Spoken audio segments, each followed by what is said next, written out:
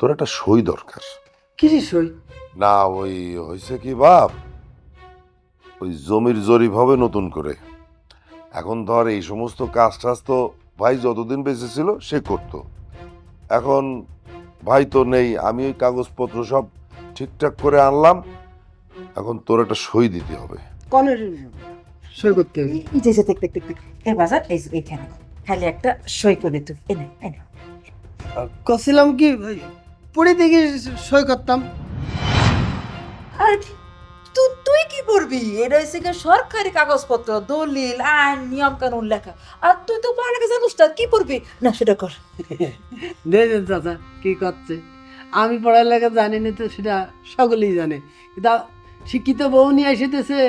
এখন ওই আপনার বৌমা করছিল ওইটু পড়ে দেখিয়ে তারপরে সই করে দিতে।